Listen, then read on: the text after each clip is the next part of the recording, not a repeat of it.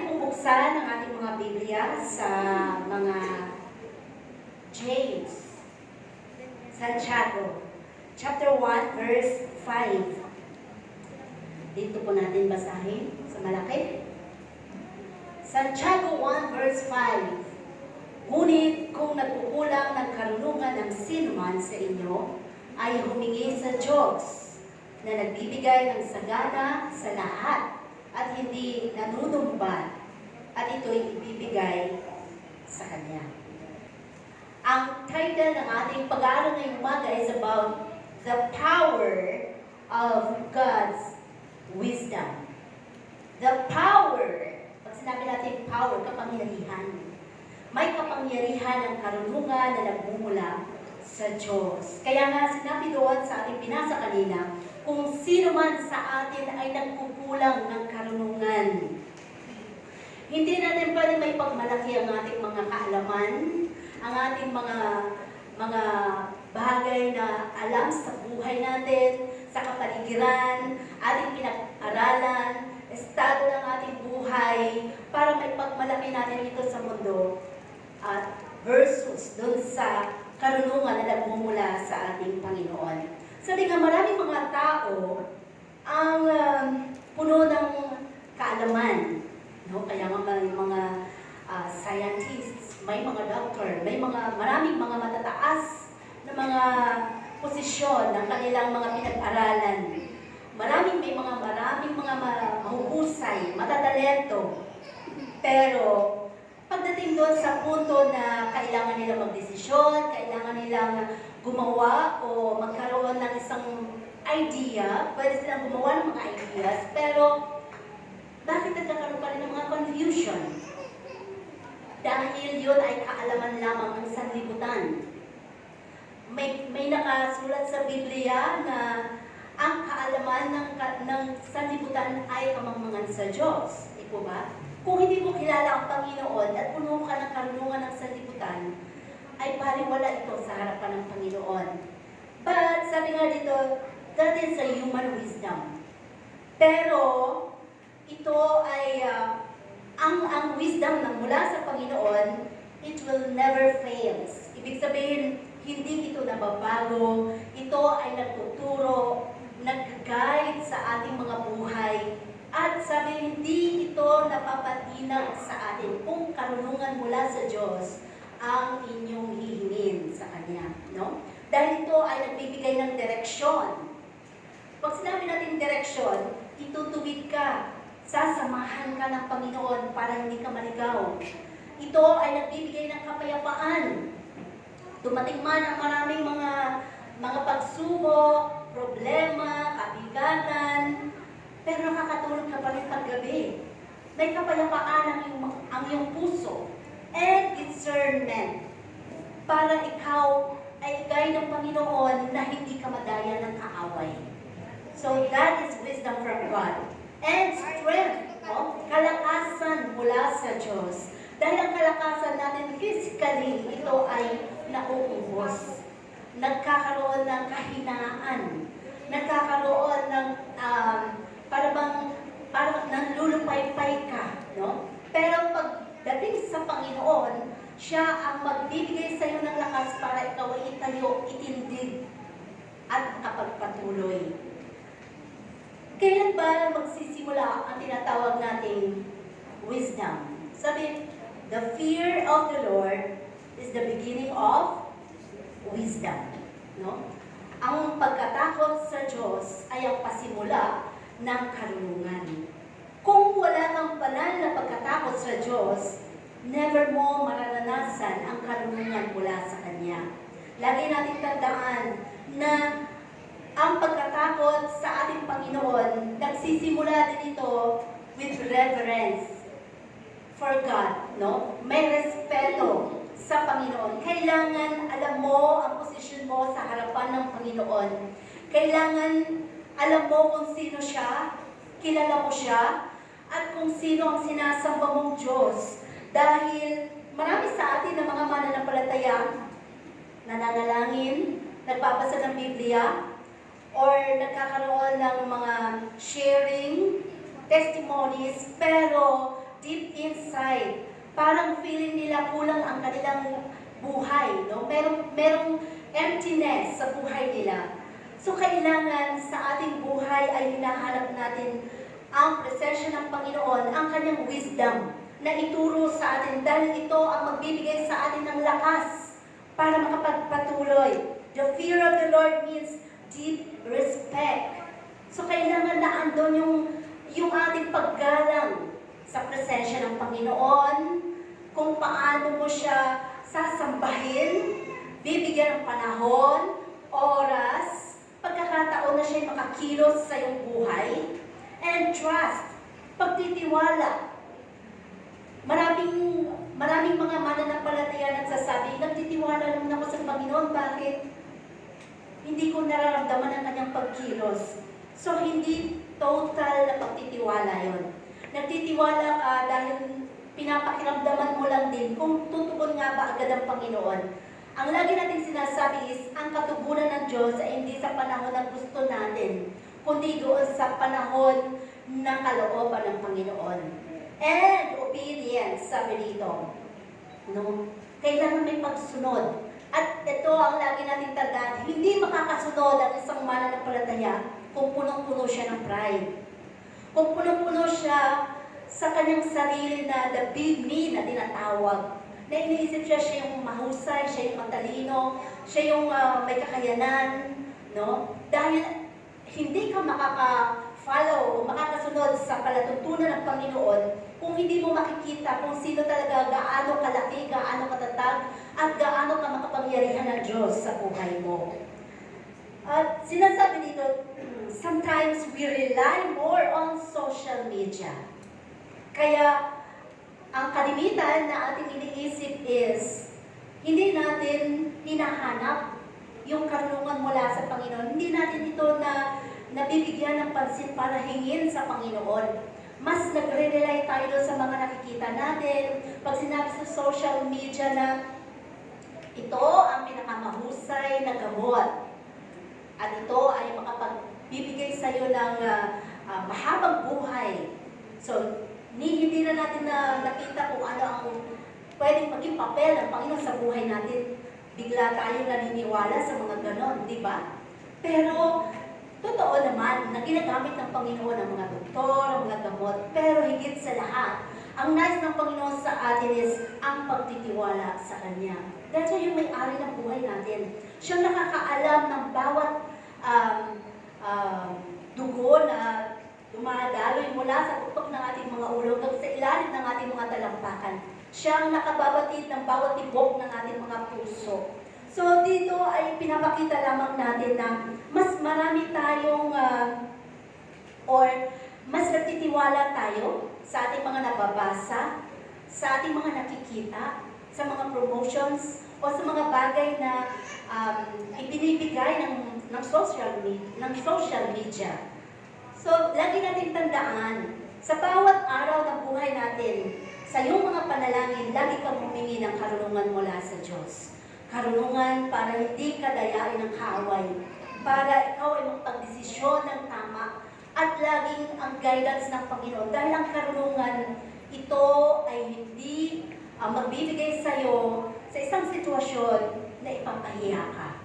Kung merong karunungan mula sa Panginoon, or ang karunungan mula sa Diyos ay hindi ka ilalagay upang ikaw ay bumagsak or mawala. No?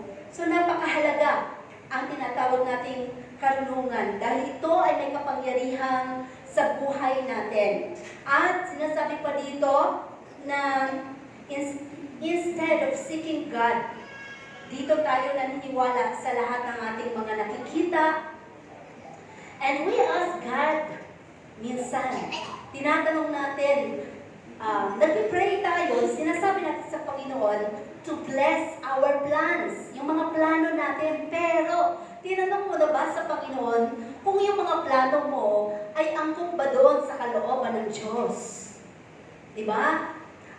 Dumadating doon sa punto na mga panalangin natin ay ating hiningi sa Diyos na pagpalain ito. Pero bago mo ginawa yung mga planong ito sa buhay mo, tinanong mo na ba ang Diyos kung, Lord, okay po ba ito? Tama po ba ito, Panginoon? Aprobado po ba ito sa harapan mo? At patuloy na ikaw ang mag-guide sa akin. Kaya lang nga, dahil sa binigyan tayo ng free will or freedom ng Panginoon, ang nangyayari, sa bawat panalangin natin, sinasabayan natin ang ating sariling desisyon.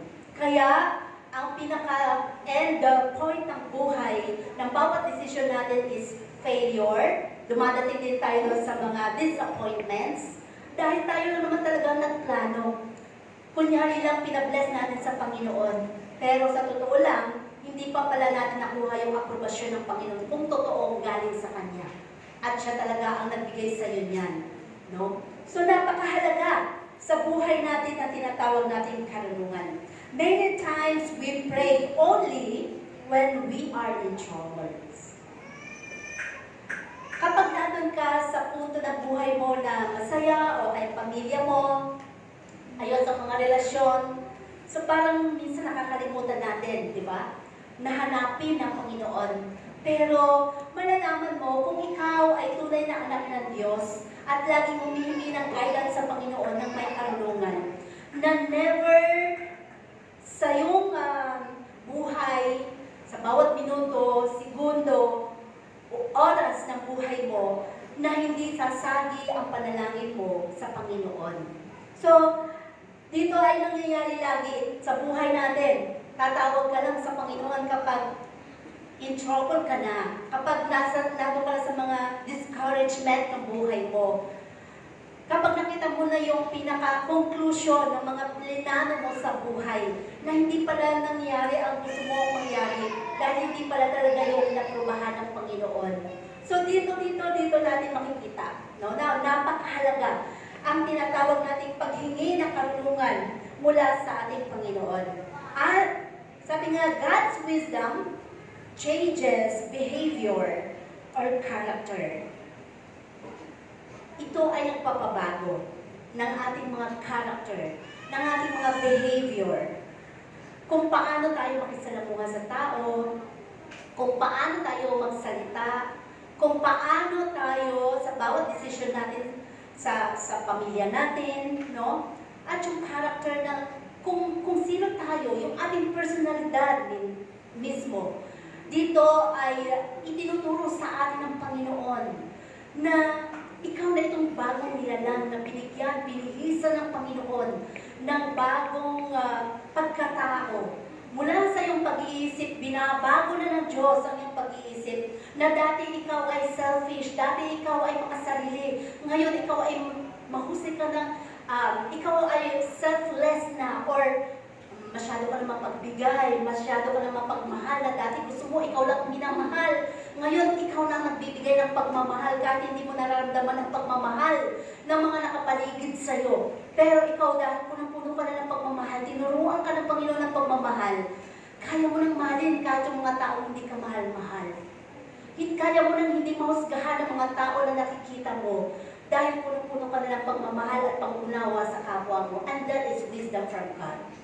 So dito ay tinuturo sa atin ng Panginoon, it changes our behavior, ating mga character, ang ating mga pagkatao na itinuturo ng Panginoon. Sabi nga, paano mo malalaman kung isang mananampalataya ay may tinatawag na godly wisdom? You choose peace over pride.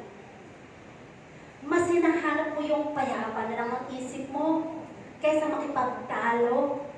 Diba? Mas iniisip mo yung gusto mo na lang na lagi nasa presensya ng Panginoon kaysa dun sa mga sitwasyon ng buhay na ayaw mo magpatalo. Nais mo na ipakita sa Panginoon ang puso ng Diyos. That is the peace, no? Ang puso ng Panginoon sa iyong buhay, sa iyong pagkatao. At kahit anong ginagawa nila sa iyo, inaapi ka ba nila? O kung ano mang mga paninira sa iyo na ginagawa ng kapwa mo, never mo na siyang pinapatulan. Binibigyan mo na ng pagkakataon ng Panginoon na siyang kumilos, na siyang magbigay ng pwesto sa puso mo para lalo siyang magkaroon ng pagkakataon para lalo kang baguhin, no? Para lalo i-purify, i-sanctify ang puso mo. Kahit na naririnig mo yung mga kasiraan at binibigay sa'yo, o naririnig mo sa kapwa mo ang mga paninira na hindi totoo, pero parang hindi ka na naapektuhan. Bakit? Dahil binago ka na nga ng Panginoon eh. Pinatatatag ka na. Dahil dito tinuturuan tayo ng Panginoon kung paano tayo tumingin lamang sa Kanya. Kaya nga sinasabi, di ba? Looking unto Jesus, the author and the finisher of our faith. Kahit sino ka pa man, ikaw pa ang pinakamabait, ikaw pa ang pinakamahusay makisama sa bawat kapwa at sa bawat kapaligiran mo, may mga maririnig ka pa rin at masasabi sa'yo. Bakit? Dahil may kanya-kanya tayong kaisipan. No? Ang kapwa natin, meron silang free will para sabihin kung ano ang kanilang mga nararamdaman sa kanilang mga kapwa. So you choose peace over pride. Mas gusto mo lang, hayaan mo na nga sila. Lumalawak na ang iyong unawa. Hindi ka na nagsasabi, kala mo naman kung sino, ang yabang-yabang naman ito. Parang gano'n. So wala nang ganong bagay dahil binago ka na ng Panginoon. Ang sinasabi, si Lord naman nakikita ng aking puso. Alam ng Panginoon ang aking kaisipan. So hindi mo na kailangang ipaliwanag ang sarili mo. Hindi mo na kailangang ipagtanggol kung sino ka at kung ano ang tunay na pagkatao mo. Kasi sa mga taong may galit sa'yo or galit sa'yo, kahit ilatag mo kung sino ka at hindi totoo ang sasabihin mo, hindi sila maniniwala sa'yo. Dahil yun ay gawa ng kaaway. Pero if you have peace na itinuturo sa'yo ng Panginoon, kahit nasirain ka pa nila, dadating ang panahon na ilalabas ng Panginoon kung sino ka talaga. Yun ay isang uri ng pagtatanggol sa'yo.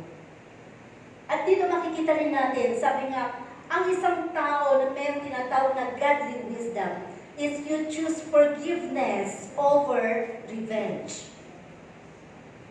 Sino na dito ang nakapagpatawan? Wala pa? Amen. So, ilan pa lang yung pinatawad nyo? Nabilang nyo na ba? Sabi nga, you choose forgiveness over revenge. Hindi mo na binibigyan ng pagkakataon ang kaaway na makakilos sa buhay mo. Yung galit ba? Yung merong nakapasok sa puso mo na inilagay ang kaaway, in-inject, na nananatili doon, yun yung galit eh. Na kapag nag-trigger, nag-spark siya ulit, yung parang, yung taong yun, nagbigay sa'yo ng sakit. At kapag nadagdagan, nag-spark siya ulit, sinabi ko, pinatawad ko ng tao na to eh. Tapos meron na namang may nangyari na naman, nag-spark siya ulit. So ibig sabihin, hindi, nagalit ka na naman, ibig sabihin hindi siya patotally na napapatawad ng puso mo. Kasi ang tunay na pagpapatawad na sinasabi dito sa Biblia is, kahit ilang beses kanyang gawan ng kasalanan, hindi ka na nagagalit sa halip na aawa ka pa. Dahil alam mo kung ano ang pwede niyang kahinatnan. Yun ang totoong forgiveness sa harapan ng Panginoon. Kaya sabihin mo sa katabi mo, magpatawad ka na.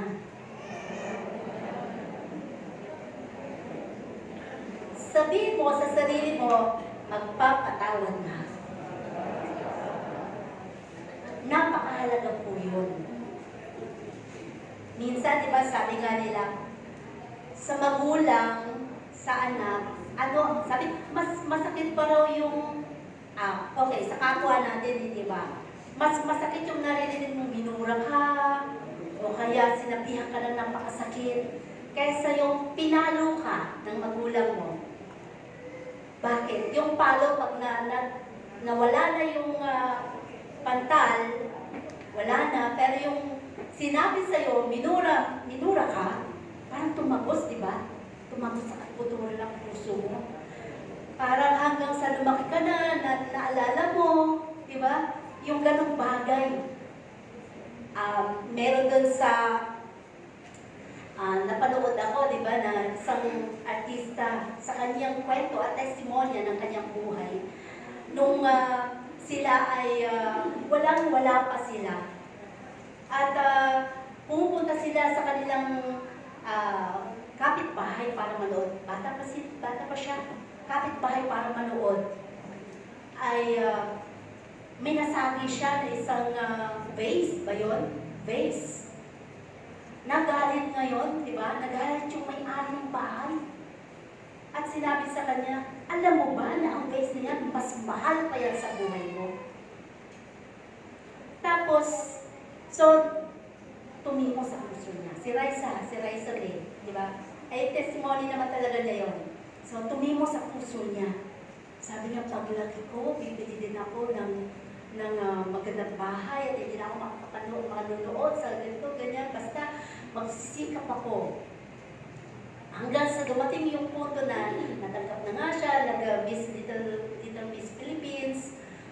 At dumating sa punto na, alam mo ba, yung bahay na pinapanoodan niya dati at ano ba yan, tawag doon? Parang dinusta siya kung ano sinabi sa kanya. Siya ang bumili ng bahay na yun. Nabili niya ang bahay na yun nung may-ari na dating minura siya. So, nabaliktad, di ba?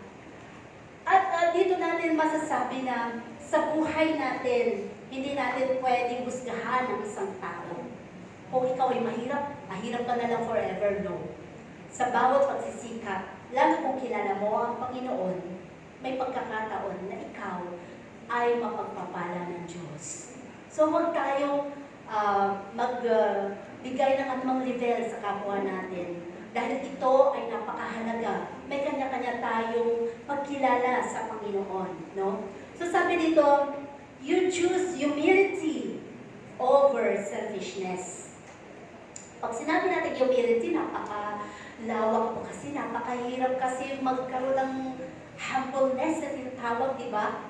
Napakahirap na ilagay ang ating sarili sa para bang inaapi ka na, hindi ka pa rin kumikibo, na parang yung nang-aapi sa'yo ay mas mataas naman ang pinag-aralan mo, pero lahat pala yun training.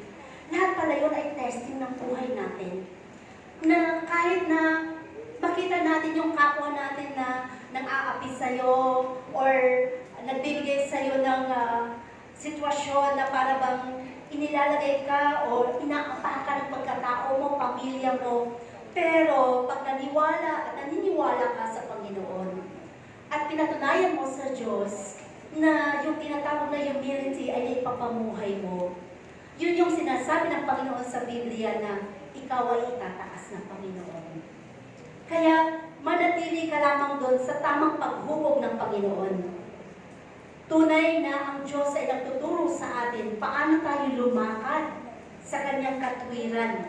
And you choose truth over compromise. Mas pinipili natin yung katotohanan. Mas binibigyan natin ng daan ng Panginoon na maihayag. Kahit alam natin minsan na parang mapapahamak pa ako, pero ito yung katotohanan eh. So sabi nga sa katotohanan, hindi dito binibilang yung, ay dito yung mas marami, ito yung totoo. Kung ikaw lang mag-isa ang nakatayo dyan at naninindigan ka sa katotohanan, it's okay. At yan ay yung probado sa Panginoon. So wag din tayo maniwala sa sinasabi, the voice of the people is the voice of God. Hindi totoo yun. Dahil ang voice of God ay isa lamang, laging sa katotohanan. No? Maniwala tayo lagi doon sa katwiran ng Panginoon. Hindi dahil sa marami dito ang kampi sa ganitong bagay, ito yung tama.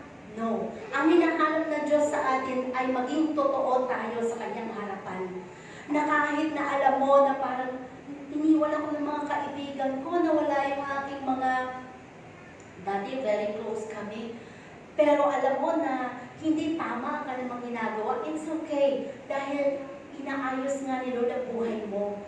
Sinasanctify ka nga niya, pinupurify ka nga niya, at ayaw ni Lord na ikaw ay mapahidan ng mga character nila na sanlibutan. At ikaw ay binibigyan na ng pagkakataon ng Panginoon na lumakad sa kanyang katwiran. So sometimes, we say we are Christians, yet our words are harsh.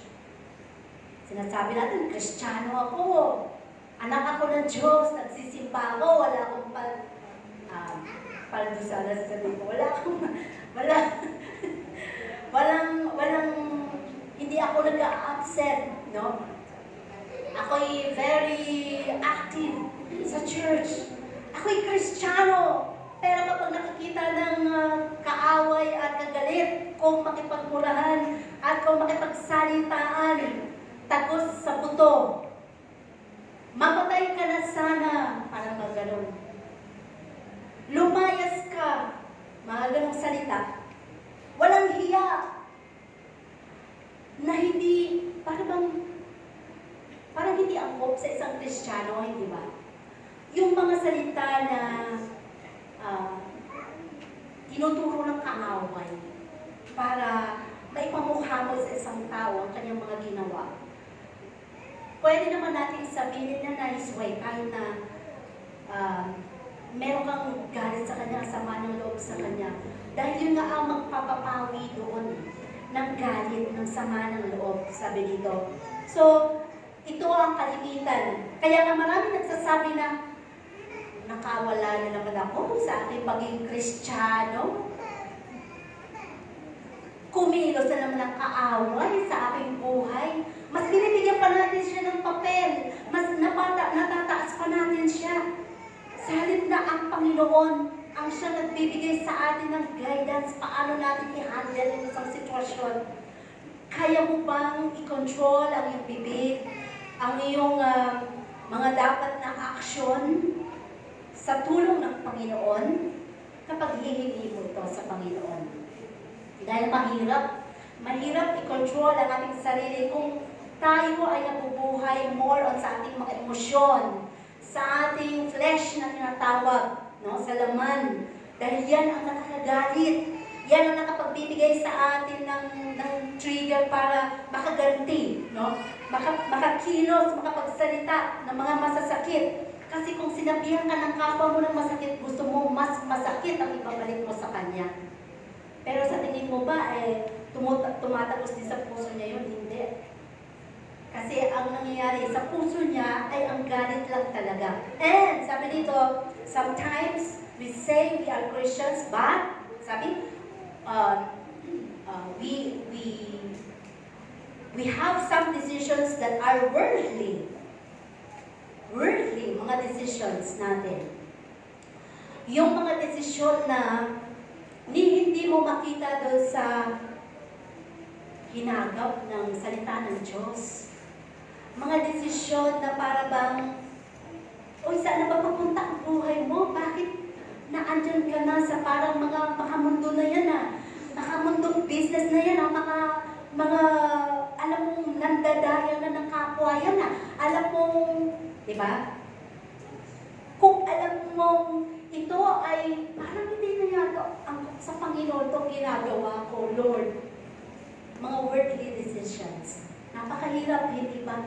Pero doon pala tinitingnan din tayo ng Panginoon sa ating mga buhay. Kasi minsan nakala lang natin na i-bless tayo doon sa ating mga ginagawa. Pero ang di mo alam, laging may consequences. May pagkakataon lagi na tuturuan tayo ng Panginoon ng laging leksyon. Hindi man ngayon, dadating ang panahon. Kaya lagi din natin isang guni sa Panginoon. And sabi dito, minsan sinasabi natin mga Kristiyano tayo, pero our attitude is lack of love. Nasabi natin sa Panginoon, Lord, mahal kita. Pero yung kapatid mo, hindi mo mamahal. Yung magulang mo, kung i-disrespect mo, ganun na lang. Diba? Yung mga nakapaligid sa'yo, kung murahin mo. Napakahalaga po na nakikita kasi sabi niya, the wisdom of God changes our character. our attitude. So, iniiba ka ng Panginoon. Dati madaldal ka, ngayon parang ayaw mo na lang magsalita, lalo na kung makakasakit sa kapwa. Pinipipila na ng Panginoon ang bibig mo sa mga salitang pwede mong ilabas. So, di ba, sabi nga ng isang anak ng Diyos, sabi niya, dati kung ako magmura sa kapwa ko, gano'n na lang, para na lamang popcorn eh. Ang sarap murahin ang kapwa. Pero nung naging Kristiyano ako, nung ako'y nakarinig na minura ako, ang sakit pala. Tumagos sa puso ko. So, how much more, di ba? Sa mga tao na gano'n ang nangyayari. Hindi natin pwede sabihin, mukhang bibig ko lang yun, bulaklak ng aking bibig yun. No. Kasi ang Diyos nagtuturo. Kung wala kang kaamuan, kung wala kang humility, baliktad lahat doon sa character ni Kristo, hindi ka pa talaga totally nababago. Kasi tinuturuan nga tayo ng Panginoon. Hindi man siya overnight, pero unti-unti na nagtuturo ang Panginoon sa atin para tayo maging kawangis niya. No? Maging kawangis ng ating Panginoon. So, attitude that lack of love. Napakalalim po ng kahulugan na tinatawag ng pag-ibig, ng love. So, pwede natin pikyain ng love. Pwede ito ma-fake, maging fake lang, di ba? Pwedeng sabihin natin, I love kita, pero sa pagbutulo ng puso, may galit ka, may sama ka ng loob. So, ang Diyos pa rin na nakakaalam ng ating mga puso. Kung totoo yung love na pinapakita natin o isinishare natin sa ating mga kapwa. Pero ang tinuturo na pag-ibig dito ng Panginoon is ang pag-ibig niya na kahit na anong ginawa ng tao ito, kaya mo pa rin siyang ibigin. Kaya mo pa rin siyang patawarin. Kaya mo pa rin siyang unawain. Kaya mo pa rin ibigay kung ano ang mga bagay na mas makabubuti sa Kanya kaysa sa iyo. And that is love. Yun ang totoong love. Na kahit wala ka na, dahil mahal kita, sige, kahit ikaw na lang makinabang, sige, kasi alam ko, may Diyos ako at hindi niya ako pagkukulangin. Hindi niya ako gugutumin. And that is love. That is love. No? So, sinasabi pa dito, ang pagkakaiba ng knowledge and wisdom. Pag sinabi natin knowledge, it tells about facts. Kailangan may patunayan ka muna. Kaya nga sa mga science, di ba, may mga experiment para mapatunayan kung totoo nga ba yung ginagawa mo. Kung totoo ba yung mga eksperimento mo. So may mga facts ka kailangan ipaliwanag mo kung paano mo ginawa ito at kung paano nangyari ito. Kaya may conclusion, di ba? And that is knowledge. So ang knowledge is, ito ay ating pinag-aaralan. Kaya nga tayo nag-aaral. No? Ito ay from dito sa ating world, di ba? Nakukuha natin sa kapaligiran, experiences, no? And that is knowledge. But wisdom comes from God alone. Galing sa Panginoon. Wisdom teaches us how to live according to God's will. How to live according to God's will. Ang wisdom, ang totoong wisdom, kung tunay nga na ikaw ay pinapangunahan ng karunungan ng Diyos, ibig sabihin lamang nito, ikaw ay totoong sumusunod na sa kalooban ng Diyos. Nagkaroon man ng failures, nagkaroon man ng mga disappointments, hindi ka bumibitaw sa Panginoon dahil naniniwala ka may magandang plano pa rin ng Panginoon sa iyo. Inaantay mo lagi kung anong katugunan ng Panginoon sa iyo. Lagi kang naniniwala na ang Diyos ay makapangyarihan, na siya lang ang may karapatan at may kakayanan sa buhay mo. Yun ang totoong wisdom mula sa Panginoon. Never kang nag-question sa Panginoon. Never kang nagtampo sa Panginoon sa lahat ng mga disappointments and failures mo sa buhay, mga kahirapan, pagdurusa na naranasan mo. Never mong question ang Panginoon. Ang lagi mong iniisip, may magandang plano ang Diyos at laging may layunin ng Diyos sa buhay ko. Ibig sabihin, sumusunod ka sa kalooban ng Panginoon. And you always wait for the right time ng katugunan ng Panginoon sa buhay mo. Yun ang totoong wisdom, no? Sa Panginoon. We should realize that we all lack wisdom. Wala namang totoong matalino, mahusay, magaling, ang Panginoon lang. Minsan lamang, pag more on, mas marami na tayong alam, mas mataas ang ating pinag-aralan, mas mataas ang estado ng buhay natin, lumalaki na rin, kasama na din lumalaki ang ating isip, ang ating puso, ang ating kaisipan, ang ating pride. Kaya, nasasabi natin sa ating sarili, may pagmamalaki ako sa mundo. Pero hindi dapat, kasi wala tayong dapat na ipagmalaki kundi ang Diyos lang. Kahit gaano pa kalaking kayamanan meron ka, pwede mo man siyang ipagmalaki sa mundo, pero sa Panginoon, kung hindi mo naman kilala ang Diyos, bali wala lahat yun. Kaya nga, makikita natin yung pinakamayayaman, di ba? Ngayon ba, meron ba silang peace? Nasaan sila ngayon?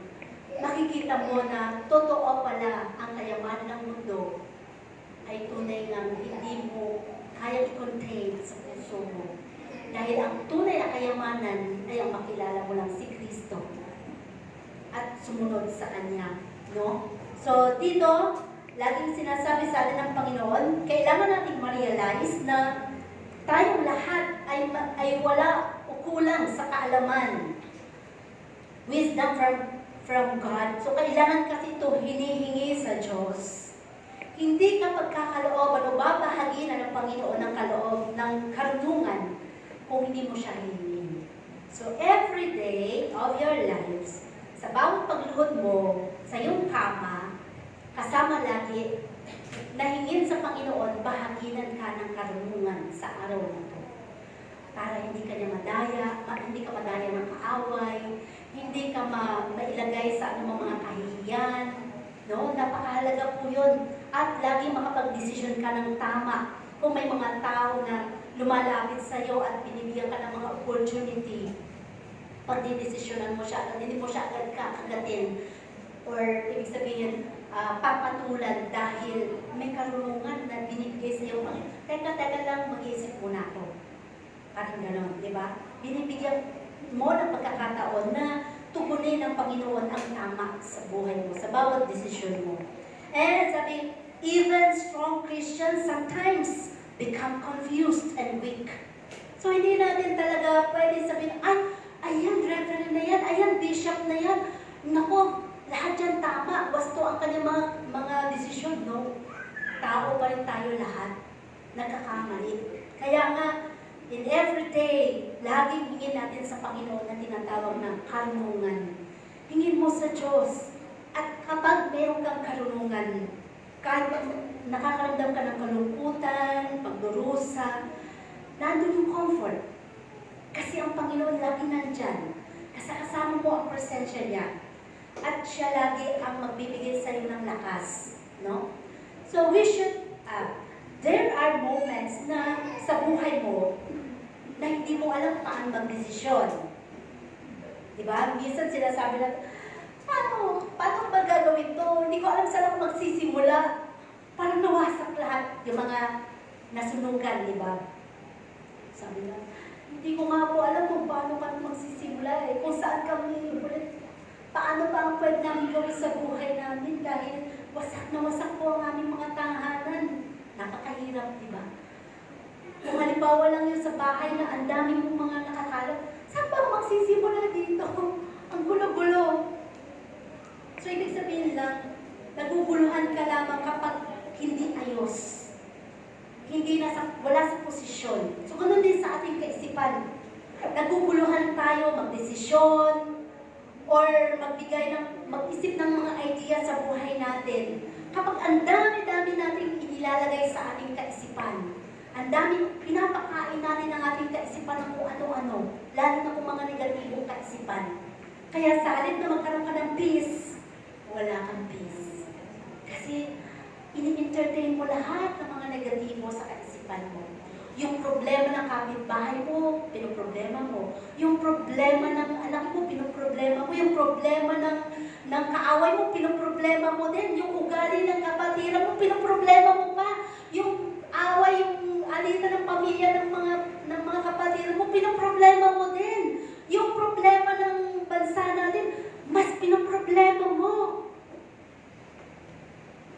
live your life one day at a time. Sabi nga,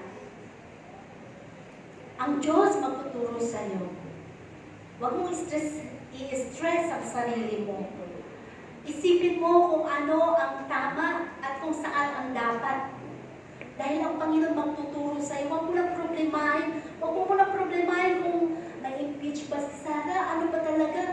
Huwag mo na muna problemahin. Sino ba talaga ang Senate President? Ang gulo-gulo nila. Hayaan mo na sila. Manalangin ka na lang. Huwag ka nang makisawsaw sa kanila. Huwag ka nang mag-comment-comment doon dahil Kristiyano ka. Panalangin mo na lang. Lagi tayo sa kapayapaan. Huwag doon sa kagulo. Ay, dapat si ganito talaga. Dapat hindi ba impeach? Ay, dapat yun. Huwag na po kayo makisawsaw. Hindi natin papel yun. Ang papel ng isang Kristiyano ay manalangin. At kung ano ang tama at katotohanan, doon lagi tayo. Lagi niyong tandaan yan. Ito ay isang bagay na tinuturo sa atin ng Panginoong wisdom, no? Karunungan mula sa Diyos. Kaya minsan, hindi mo na alam kung anong iniisip mo, ang gulo-gulo, kasi lahat kinuntain mo na sa isip mo. Lahat ng mga problema, lahat ng mga bagay na nilalagay mo. Kaya maya-maya, nakita mo na stroke ka na.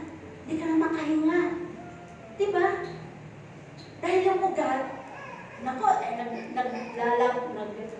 pagkagaling sa paa, akyat sa utak, iikot yan, babalik na naman gano'n. Ay nakaramdam ng ang daming iniisip, ang daming pinapasok. Nako, nagkabara-bara na. Kabara-bara na sa puso mo. Na-hospital ka pa. Dahil lang sa dami mong iniisip. Pero sabi nga, kung binibigyan ka ni Lord ng kapayapaan, hindi ka magkakaroon ng anumang bagay na mga sakit sa puso o anumang bagay na inilalagay. Kasi kaaway mo lahat yun. Just have peace in your mind. Payapain mo lang ang puso mo. Kapag nakakaramdam ka na ng medyo, ay nakukuluhan na ako, teka lang, upo mo na ako. At mag-pray ka na. Kasi di ba nararamdaman mo yun? Kapag parang ang daming problema pumapasok.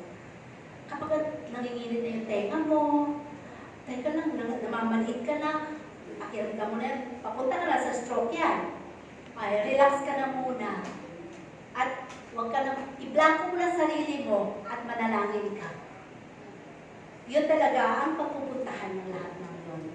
So, kasi kaaway lahat yun. Kaaway lahat yun. Kasi sinabi ng Panginoon, ibibigay sa atin magandang kalusugan, di ba? At patuloy na tayo ay para tayo makapamuhay ng may kapayapaan. Pero kung lahat ng yun ay ating nararamdaman, mahirap na yun. Ibig sabihin, nagkaroon ng anumang bagay na hindi ayos sa ating sistema ng ating pagbuhay. So, dito sinasabi din dito na we do not understand why God allows sufferings minsan. Kaya nangyayari doon, bakit ba nangyayari ganito sa buhay namin paulit-ulit na lang?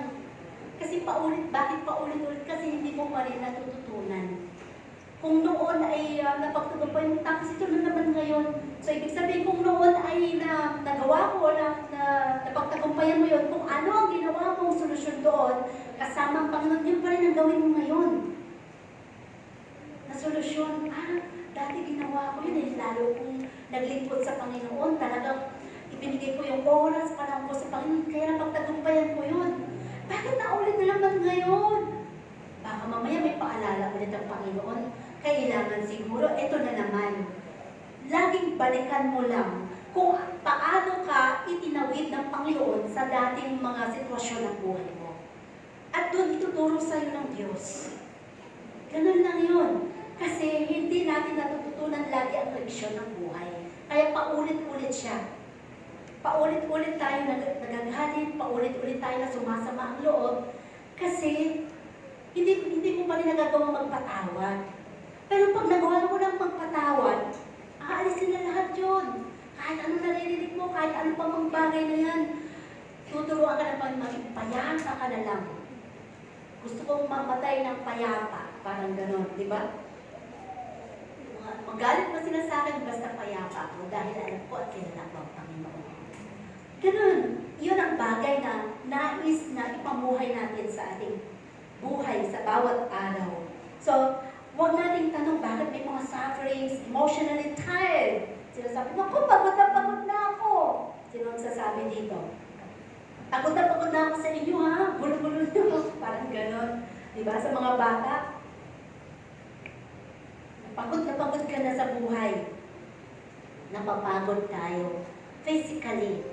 Lagi ko sinasabi sa mga teachers ko, alam mo, kahit na gaano tayo ka-busy, kahit na parang wala kang pahinga sa paghapon na ginagawa mo, kung mahal mo ang trabaho mo, kahit napapagod ka, hindi mo nararamdaman yun. Kasi inspired ka sa ginagawa mo. So, ibig sabihin, kung may trabaho ka, mahalin mo ang trabaho mo. Para hindi ka magre-reklamo, kakapagod naman. Ay, pagod na ako, magre-resign na ako. Eh, kasi hindi mo naman talaga mahal ang trabaho mo, ang mahal mo yung sweldo mo. Pero kung mahal mo ang trabaho mo, kahit maliit ang sweldo mo, tuwang-tuwa ka, masaya-masaya ka sa ginagawa mo. At hindi mo iniisip na, ay, ito lang sahod ko. Ang iniisip mo lagi, Lord, thank you, binibless mo ako. Hindi mo siya kinoconsider yung mga kung malaki o maliit. Ang kinoconsider mo lagi doon, nag-provide si Lord. At hindi ka pinapupunta. Yun ang pinakamahalaga. No? So dito, yung mga emosyon natin, and we feel spiritually dry. Nararamdaman natin na para bang pumasok ka dito, sumamba, ewan ko, samba, simba, no? So, kantahan na, yung iba nag-iiyakan, pero ikaw parang, wala ka nararamdaman. So, pag-uwi mo, the same old person. Diba? Magkaiba yun. Sa sumamba ka, dahil walang pumilit sa'yo, dahil love mo na ma-meet ang presensya ng Panginoon, at na-absorb mo yung salita ng Diyos, at pag-uwi mo yung mga napakinggan mo dito, tines ka agad pagdating sa bahay. Diba? Tines ka agad, may nagalit agad ang magulang mo, or kung ano pa man, at biglang, ano ba to, trap ng kaaway. Galing ako sa simbahan, diba? Lord, give me patience, tulungan mo ako pang. So, tinitingnan lang ng kaaway kung may na-absorb ka ba? May nabago ba? Tingnan ko nga kung totoong na-absorb niya yung kanyang pinapakinggan. So, dito natin makikita, no? Kung sa bawat buhay natin ay ipinamumuhay natin ang ating mga napapakinggan. So, sabi nga yung spiritual dryness natin, sabi, ito ay isang bagay din na hindi natin madidetect sa atin ng mga Kristiyano. Kasi tayo yun eh. At pwede tayong umiti sa bawat kapwa natin kahit na punong-puno ka ng problema, punong-puno ka ng galit. Pero sa Panginoon, basang-basa niya tayo. Diba? Kung pumunta ka dito at wala lang, no? Dahil pinilit ka lang ng nanay mo, wala lang dahil linggo daw, wala lang dahil kailangan may hihingi kasi ako sa Panginoon eh. Pero yung totoong sumamba ka dahil araw ng Panginoon, kailangan siyang sambahin. At sa buong isang linggo, pinagpala ka, pinalakas ka, hindi ka nagkasakit, iningatan ka, maraming provisions, maraming mga pabor ng Panginoon na yung naranasan, kailangan lang talaga na siya pasalamatan at sambahin. So, yun ang hinahanap ng Panginoon sa atin. At halos sa atin, pa kung sinasabi dito, sa buhay natin, no? Even yung mga tauhan dito sa Bible, sa Biblia, si King Solomon, si Haring Solomon, ano ba ang nangyari sa kanya? Siya ba yung nagdesisyon sa isang bata, dalawang bata? Diba? Sa buhay niya, binigyan siya ng karunungan ng Diyos. Paano makilala kung sino yung tamang anak ng isang nanay? Dahil may tama siyang relasyon sa Panginoon. Si Haring Solomon din, siya rin yung humingi sa Panginoon na sa halip hingi niya yung kayamanan ng mundo at kapangyarihan, ang hiningi niya ay wisdom. At dahil nalugod sa kanya ang Panginoon, nakita niya, ay hindi gahaman nito, hindi siya selfish, hindi lang wisdom bibigay ko sa kanya. Ibibigay ko sa kanya ang karunungan, ang kayamanan, at kapangyarihan.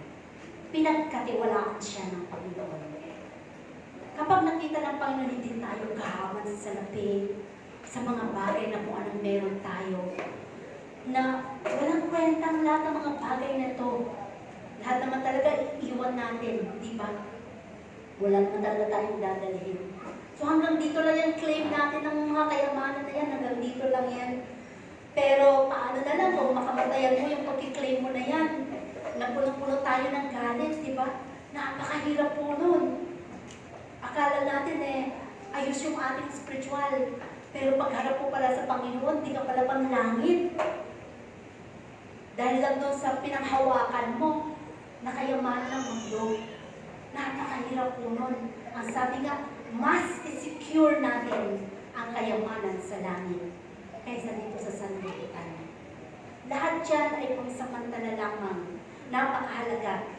Kagaya ni Haring Solomon. So nakita nyo, ang lahat ng mga desisyon ni Haring Solomon, sa Panginoon niya sinasangguni. Kaya never na nag-fail ang lahat ng kanyang mga plano sa buhay. Dahil ang Panginoon ang kanyang naging guide. And sabi nga, a life without God, God's wisdom, it leads to regret. Ilang Kristiyano na ba ang nagsisi? Ang hindi ang nagsisi sa kanyang buhay dahil sa mga maling desisyon. Kung pwede ko lang ibalik ang aking asawa, kung pwede ko lang hindi na ako nag-abroad, kung pwede, lahat, di ba? Ang dami na. Ang dami ng mga nagsisi ng gano'ng mga sitwasyon dahil sa sariling mga desisyon na hindi pinagkatiwala sa Diyos. Pero kung sa Panginoon galing lahat yan, magiging very smooth ang lahat. At hindi ka mawawala sa Panginoon. No? Sabi pa, God never gets tired of hearing sincere prayers. Kung totoong nananalangin ka sa Panginoon, kahit palagi mo siyang hinihingi sa Diyos, ilang taon na ba yung mga kahilingan mo, hindi mo pa rin nakakamtan, patuloy mo lang hingin sa Panginoon, malay mo, sa paghubog niya ng karakter mo, doon, pag napatunayan ng Diyos, na totoo ka na sa hinihingi mo, ang kakalad na niya sa iyo. So, hindi nagpapako ng Diyos, no? Kasi sabi ng iba, hindi na ako nagpipray kasi siguro napapagod din yung Diyos Sa dami namin na humingi ng prayer, napapagod na sa kanyang mga napapakinggan, kaya ayaw ko na mag-pray. May narinig akong ganong Kristiyano. So, hindi napapagod ang Panginoon, no? Sa mga panalangin natin. Si King Jehoshaphat, kung paano ginaid sila ng karunungan ng Diyos, no? Laban sa napakaraming mga armies na kaaway nila. Diba? Yung bagay na pinamunahan sila because of that wisdom, na pinakita dito, nung naglaban-laban sila, ang ginamit ng Panginoon ay hindi tabak, kundi ang kapangyarihan mismo ng Diyos. Kaya yung mga yung kalaban sila mismo nagkaaway-away, nagpingkian ng kung iisipin mo, paano nga ba nangyari yun? Sila na magkakampi, sila yung nag-aaway-away. So hindi na natin ilagay sa ating kaisipan, basta, and that is the power of God. Kapangyarihan ng Diyos yun, no? At dito ipinapakita na hindi lahat ng laban natin ay kailangan daanin natin sa sigaw, sa lakas ng boses natin, sa kapangyarihan, sa kayamanan natin, anumang laban natin, hindi yun ang panalo sa buhay natin. Dahil ang mananalo lamang sa buhay natin ng ating mga laban is prayer and our character.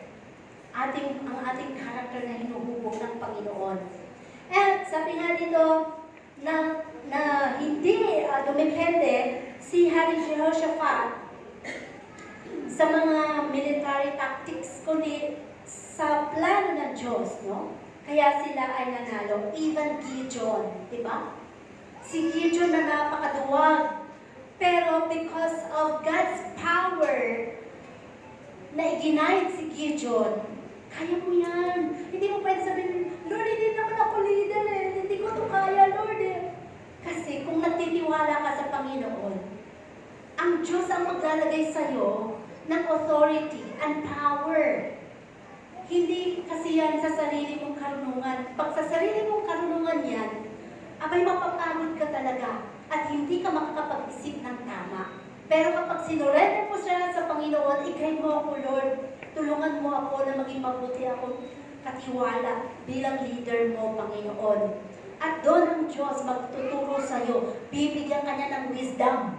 Lahat yun sa Panginoon manggagaling, hindi sa sarili mong kaalaman. Dahil kung sa sarili mong kaalaman, papagurin ka lang at hindi ka makapag-iisip ng tama. So si Gideon, nakita natin kung paano nagtagumpay. Hindi dahil doon sa 32,000 na dala-dala niyang mga sundalo hanggang sa naging 10,000. Pero ang sabi ng Panginoon, hindi pa rin yan kaya. Hindi pa rin yan makakapagpanalo doon. Ang gusto ko, 300 lang. Sa over thousands ng kanilang kalaban. Dito naman ay pinakita ng Diyos na hindi sa dami ng may galit sa'yo, hindi sa dami ng mga problema mo, kung meron kang isang Diyos na kinikilala at pinagtitiwalaan, lahat ng mga yon ay bibigyan ka ng katagumpayan ng Diyos. Gaya ng Gideon. And, sabi nga, the wall of Jericho, di ba? Na paano mo mapapatumpay yung napakakapal na pader? Ang sabi lamang ng Panginoon ay mag-marcha lamang sila. Doon sa mga instruction na yun ng Panginoon, sino makakapag-isip na lahat pala ng yun ay may plano ang Diyos? Ang hinahanap naman sa atin dito ng Panginoon is obedience. Iisipin ba nila na dahil doon sa pagmarcha-marcha nila na yun, magagapi nila yung nasa loob ng wall of Jericho na kaaway nila? Hindi nila iniisip yun. Ang ginawa lang nila is pagsunod. Kahit na hindi mo alam kung ano mangyayari sa buhay mo, kahit na parang ang gulo-gulo, Lord, ano ba talaga dapat kong desisyon? Mag-aasawa na ba ako? O mag-aaral pa ako? O ano ba? Lord, naguguluhan na ako. Sumunod ka muna, maglingkod ka muna. I-guide ka ni Lord. Tuturuan ka ng Panginoon ng tamang desisyon para hindi ka maligaw, mapahamak. Dahil doon, kagaya ng sa wall of Jericho, because of their obedience, naging matagumpay at natalo nila ang kaaway. Ganun din sa ating mga buhay. No? Kaya lagi natin isipin na ang Panginoon, walang iba tayong pwedeng takbuhan na mas matalino, mas mahusay, mas makapangyarihan liban sa Diyos. Sometimes, conclusion, sometimes God allows confusion. Totoo naman yan, di ba? Nalilito tayo minsan sa bawat desisyon natin. Kapag dumadating ka na sa ganung mga punto, Panginoon ang tawagin mo. At siya lagi ang magbibigay sa iyo at magbasa ka ng Biblia kasi magbukas ka. Alam mo, totoo yung sinasabi nila, may katugunan sa salita ng Diyos. May katugunan ang dami naman dito. Ang gulo-gulo, hindi ko maintindihan. Ang dami mga pangalan na mga nakasulat. Hindi naman yun ang ibig sabihin natin. Bago ka magbasa ng Biblia, humingi ka ng guidance sa Panginoon na maintindihan mo ang salita niya. At i-guide ka ng Panginoon. So, dito sabi nga, so we will learn to depend on Him. Ang gusto ng lagi ng Panginoon is, ang lagi nating sasabihin sa Diyos, Lord, wala akong kakayanan. Ikaw lang talaga. Magpaawit ka man, magtuturo ka man, maging leader ka man, ang pagpapakumbaba lagi is, Lord, hindi ko kaya kung wala ka. Hindi natin pwede sabihin, kaya ko na yan, sandali lang. Ano ba yung mga ipapakanta? Napakasimple lang yun. Kahit simple kung magpakanta ka, walang guidance ng Holy Spirit, hindi tinatawag na spiritually dry, hindi ka mararamdaman. Diba? So, napakahalaga lagi na magpasakop tayo sa wisdom ng Panginoon. And sabi nga, God's wisdom is available to everyone who seeks Him. Available po sa lahat. Basta hingin mo siya, nabahaginan ka. Pagkakalooban ka ng Panginoon. Hindi mo kailangang maging matalino. Kaya nga yung may mga leader, pastors na hindi nakapag-aral, pero bakit natutunan nilang makapagbasa? Kasi, because of the wisdom of God. Diba si Pastora Imay, sabi nga niya, hindi siya nakapag-aral. Pero pag makita mo, pag nagbasa siya ng Biblia, dire-diretso. Yun ang ibig sabihin natin na hindi mo matatawaran ang karunungan mula sa Diyos. Dahil Diyos siya ang teacher, siya yung guidance, siya yung comforter, siya yung healer, lahat. Wala tayong maitsakwera sa Panginoon dahil siya yung may-ari ng lahat ng bagay, may-ari ng langit at lupa, may-ari ng buhay mo. At lahat ng mga bagay na kung anong meron ka. So napakahalaga na ating kilalanin ang kapangyarihan ng Diyos sa buhay natin.